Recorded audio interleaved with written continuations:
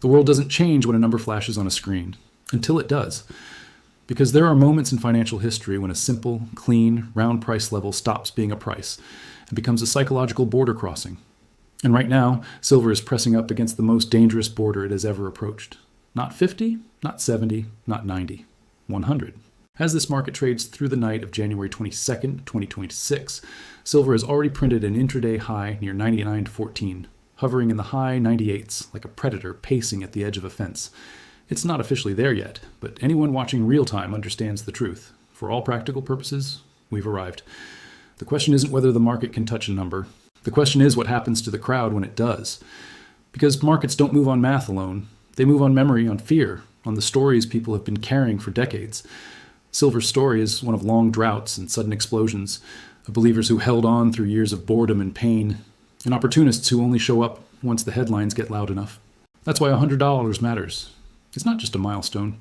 It's a spotlight that drags silver out of the niche world of stackers and long-term holders and throws it into the public arena where the emotional money lives, where the weak hands shake, where the late money panics, where the media starts speaking in absolutes, and where history has a habit of repeating itself, not exactly, but close enough to hurt. Look at the path that brought us here. Earlier this year, silver spent time trapped in a range that felt almost ordinary in a world that had already lost its mind.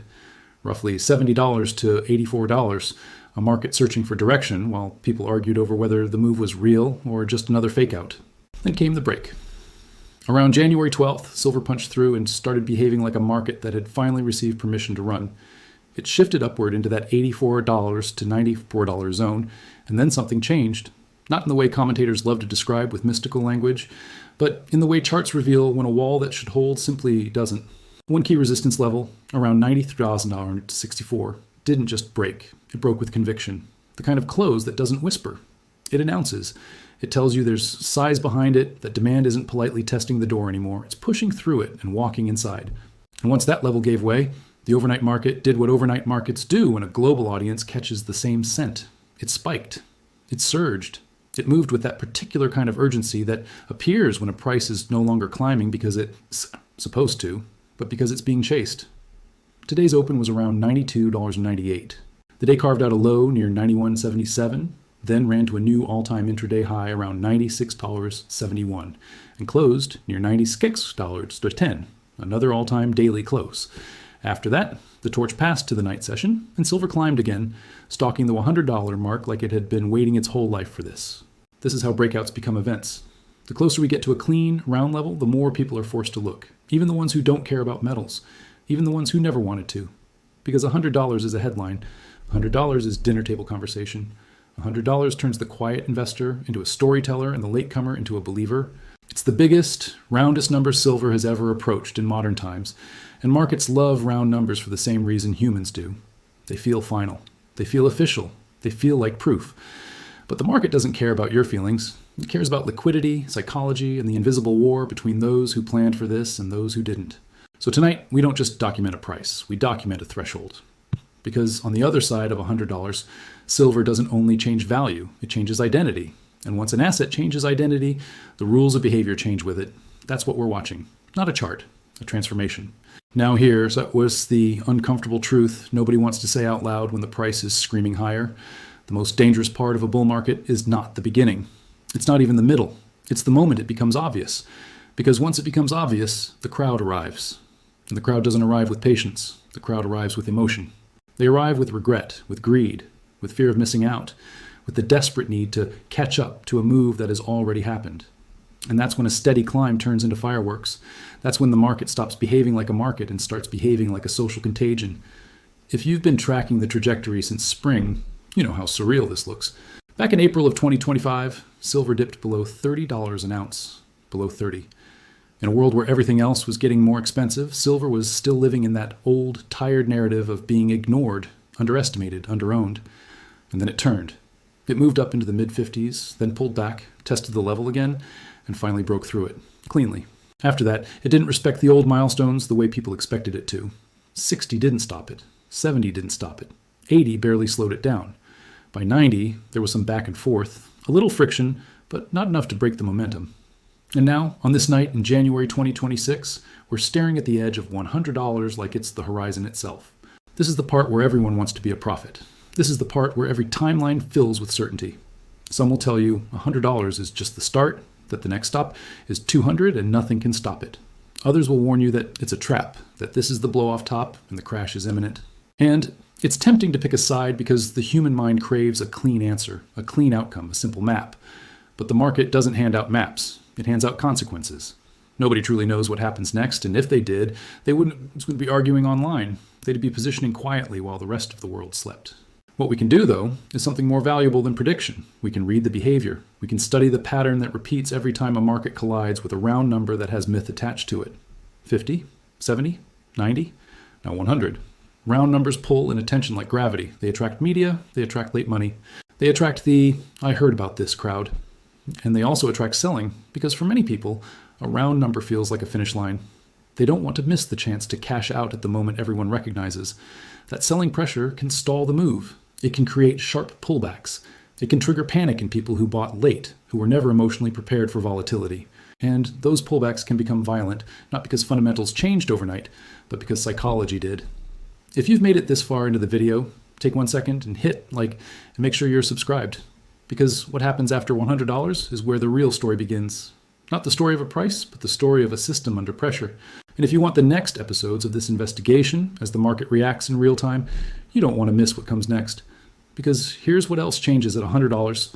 The people who show up. You're going to see a rush of new supply, but not from mines, from drawers, from old collections, from families who suddenly remember that grandpa had silver coins in a box somewhere. This happened before. In the late 1970s, as gold and silver soared, the public turned into scavengers overnight. People brought in old coin sets, scrap jewelry, anything that could be converted into cash.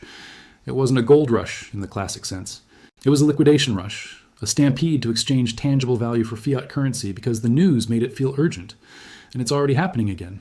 When silver moves like this, it doesn't just reprice itself, it triggers human behavior. And human behavior is the most tradable asset on Earth. But here's the twist. That wave of selling can temporarily increase supply in the short term and still not stop the bigger forces underneath. Because the deeper drivers of this move aren't just excitement. They're stress fractures in trust. They're the feeling spreading quietly across the world that real things matter again, that paper promises are not the same as metal you can hold. And once that belief takes root in a population, it doesn't vanish because the chart dips for a few days. To understand what's happening now, you have to understand why silver is never just silver. It is history compressed into a commodity. It is a financial trauma that never fully healed. The modern silver market carries scars that most people don't even know exist, but the longtime holders remember them the way a survivor remembers the smell of smoke. The most infamous scar is 1979 to 1980, when silver went vertical, touched above $50 intraday, and then the rules changed. The market collapsed. The price cratered. And silver spent decades wandering in the wilderness, punished not just by supply and demand, but by the psychological damage of being the metal that always disappoints. That's why this move feels different to anyone who has been paying attention for years instead of weeks. Because silver has flirted with significance before. In 2011, it surged near $50 again, but it was brief, like a flash of lightning that disappears before your eyes can adjust. Then it fell back, and the narrative returned. Silver is volatile. Silver is frustrating. Silver is always almost. But this cycle broke something. This time, silver didn't just spike and fade. It built a base. It climbed, and then it refused to give back the ground the way it used to. It hit 40 and didn't collapse below it. It hit 55 and established a new reality. Then it moved higher, faster, with less resistance than the old world said should be possible. And that matters because it signals something bigger than a trade. It signals that silver is no longer being treated like a speculative side bet. It's being treated like an escape hatch. When people start treating an asset like an escape hatch, the demand profile changes. It becomes stickier. It becomes more emotional. It becomes less sensitive to small price swings. And the holders become less willing to part with it, not because they want a quick profit, but because they want security. This is where the stacking community's perspective becomes critical. Because stackers aren't just investors, they're archivists of distrust. They've spent years buying a metal the world laughed at, precisely because they saw the world changing in ways the mainstream refused to admit. To them, silver is not a chart. It's insurance. It's a savings system outside the banking system. It is a way of storing value that doesn't rely on someone else as promised to make good later. So when silver approaches $100, the temptation is to treat it like a trophy, like a victory, like proof that the long wait was worth it. And yes, it is worth celebrating because breaking a historic barrier means something, but celebration can become intoxication. And intoxication is exactly what bull markets feed on. That's how people lose themselves. They stop thinking in plans and start thinking in fantasies. They forget why they bought in the first place and replace it with a new story. What if it goes to 1,000? And maybe it does, maybe it doesn't. The danger is not the number. The danger is the mind that begins to depend on the number. Now, let's talk about what could happen next without pretending we can see the future. When silver touches a big round level, two forces wake up at the same time. One force is profit-taking. Some people will decide that this is their exit point, or at least a point to shave off some gains. That's rational. It's disciplined. The other force is late buying. People who refuse to believe the move was real suddenly become believers at the worst possible time, right at the headline. They chase. They buy because the pain of missing out is louder than the risk of buying high. That creates volatility, and volatility creates emotional decisions. So if the market pulls back after 100, if it drops quickly and doesn't find support for a while, you'll see panic. You'll see discouragement. You'll see people swear the whole thing was a scam. That's normal. It's human. It's how the market shakes out the weak hands. But none of that tells you the long-term direction. It only tells you the long-term cost of not having a plan, because the plan is everything. If you're stacking as a long-term saving strategy, then a spike to $100 doesn't change the purpose. If you're dollar cost averaging on a budget, then your discipline matters more than your excitement. You keep buying when it's boring and you keep buying when it's loud, because your goal isn't to time perfection. It's to build security. And if you always intended to take some profit at a milestone like this, then taking a little profit doesn't make you weak. It makes you consistent. It means you're honoring the strategy you set before the adrenaline arrived. The difference between surviving a bull market and being destroyed by it is not intelligence. It's emotional control. And emotional control only comes from deciding right now who you are in this story. Are you an operator with a plan or a passenger on someone else's hype train? Here, what I want you to understand as we stand on the edge of this 100 threshold. The market doesn't need your permission to turn around. It doesn't need logic to reverse. It doesn't even need bad news. Sometimes, the only thing a market needs to correct is the fact that it rose too quickly and too loudly. Momentum exhausts itself. Liquidity thins. Traders take profit. New buyers hesitate. And then what felt like destiny starts to feel like danger. That's the nature of it. And silver, more than almost any other asset, has a reputation for humbling people who confuse a bull run with invincibility. That's why stay the course is an acute slogan. It's survival doctrine. If you have a plan, this moment is not a reason to abandon it. It's a reason to prove you actually had one. If you plan to take a small profit at $100, take it calmly. If you didn't, don't suddenly invent a strategy just because strangers online are screaming in all caps. The market will punish impulsiveness, especially when the crowd's emotions are at maximum volume. The winners aren't the ones who guessed the exact peak. The winners are the ones who didn't break themselves trying. And this is also where the real-world effect kicks in. When silver approaches numbers like this, it doesn't just attract investors. It attracts ordinary people who were never part of this market at all. People who don't know what a resistance line is. People who don't care about COMEX positioning or mining supply. They just know they heard silver is exploding, so they check their house like it's a treasure hunt. They dig through old collections. They bring in scrap. They sell what they never valued before, because now it feels like free money. And yes, that can temporarily add supply. Yes, that can create waves of selling pressure. But it also reveals something deeper. In times of financial stress, humans instinctively convert objects into liquidity. That instinct alone should tell you what kind of era we're living in, because no one does this when they feel safe. No one suddenly rushes to cash in old coins when they believe the currency is stable and tomorrow will look like yesterday. They do it when there's anxiety in the air, when costs are rising, when debt feels permanent, when the future feels unstable. And that anxiety is the silent fuel behind this run. Silver isn't moving because everyone suddenly became a metals expert. It's moving because people are trying to anchor themselves to something that feels real. Now let's go deeper than the chart. The bigger story here is not whether silver prints $100. The bigger story is what 100 silver represents in the timeline of a monetary system. It signals that the market is repricing trust. It signals that something people used to ignore is now demanding attention. And once attention shifts, it often doesn't shift back easily. That's what makes this moment historically interesting. Not the number, the meaning behind the number. And that brings us to a question that matters more than any prediction. If you're holding silver right now, why are you holding it?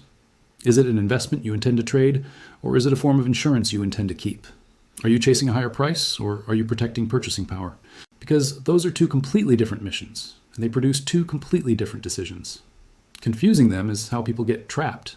They tell themselves it's insurance while the price is rising, and then treat it like a casino chip the moment the crowd gets loud. That psychological split is where mistakes are born. So here's the deep question I want you to answer in the comments. And I want you to be brutally honest with yourself when you do. If silver hits $100 and then drops hard, if it corrects fast, violently, and publicly, would you still believe in why you bought it? Or would you panic because the price became your identity? Because that answer tells you whether you're holding metal or whether the metal is holding you. This is where markets reveal character. Not when it's easy, not when it's fun, when it's terrifying, when the headlines flip from victory to disaster in 24 hours, when your screen turns red and your mind starts negotiating. In those moments, the only thing that protects you is clarity. Clarity about your goal, your risk tolerance, your timeline, and your purpose. So if you've been stacking for years, this is a milestone, not a finish line. If you're new, this is a warning sign, not an invitation to gamble. Either way, don't let the noise steal your discipline. Because discipline is the only asset the market can't take from you unless you hand it over. By the time you're watching this, silver may have already crossed $100, or it may have backed away from it like a wave pulling back before it crashes again. That's the strange beauty of markets. They are always alive, always moving, always refusing to be frozen into certainty. But regardless of whether the screen prints 3 digits today or tomorrow, the reality remains the same. We have entered a new era for silver. The old ceilings have been shattered. The old disbelief is fading. The metal that spent decades being ignored is now standing at the center of attention, and attention changes everything. The temptation, in a moment like this, is to become obsessed with what comes next. 200, 500, 1,000. People will start throwing numbers around like they're inevitable, and the mind will start building castles in the air. That S, where you have to pull back and remember the most important rule in wealth preservation. You don't need to predict the future to survive it. You need to behave rationally inside it. You need to keep your head when everyone else is losing theirs. You need to hold on to the plan you made when your heart rate wasn't T elevated and your ego wasn't T being fed by green candles. If you're taking profit, take it in a way that doesn't destroy your position. Don't rip out the foundation because the view got exciting. If you're holding as insurance, don't let short-term volatility bully you into abandoning long-term purpose. And if you're buying regularly, don't suddenly double your risk because you feel like you're late to the party. In bull markets, the most expensive lesson is the one people learn right at the top, when they confuse urgency for opportunity. Because there is one thing every parabolic move has in common. It invites the crowd to make emotional decisions. It convinces people that risk is gone, that gravity has been canceled. That's when the market becomes a mirror reflecting the weaknesses people refuse to admit they have. Greed, fear, impatience, pride. The only antidote is humility. The humility to accept that you don't know the future. The humility to admit that you can be wrong. The humility to act with caution even when the world is screaming for you to act with adrenaline. And there's another layer here, one that rarely gets spoken about in the mainstream finance world, but it sits underneath everything like bedrock. No matter how high silver goes, it will never be your life. It will never be your identity. It will never be the thing that saves you from every uncertainty the future can throw at you. It is a tool, a store of value, a form of preparation. But the moment you turn it into a god, it will punish you the way all idols do. The goal is not to worship the metal. The goal is to use it wisely, responsibly, and without losing your soul to the scoreboard. What we are watching is a bull market. And bull markets are thrilling, but they are also dangerous because they feel like it's all last forever right up until they don T. The fireworks may be just beginning, but fireworks are not foundations. The foundation is your discipline, your conviction, your plan, your ability to step back from the hype and remember why you entered the position in the first place. So document this moment, respect this milestone, understand the symbolism of $100 silver, and recognize what it signals about the world we're living in. But don't panic if it pulls back. Don't rage if it pauses. Don't become addicted to the movement as if your peace depends on the next candle. The market is going to do what it does. Your job is to do what you intended to do, calmly, thoughtfully, and with a steady hand. And now I want to hear from you. Where do you think this goes from here? Do you think silver cleanly breaks $100 and never looks back? Or do you think we get the kind of correction that shakes out the late buyers and resets the market before the next surge? By the time you comment, we may already have our answer for tonight's session, but the bigger answer will take weeks, maybe months to write. Drop your take below. Because the next chapter isn't just about price. It's about what happens when a market finally demands to be taken seriously.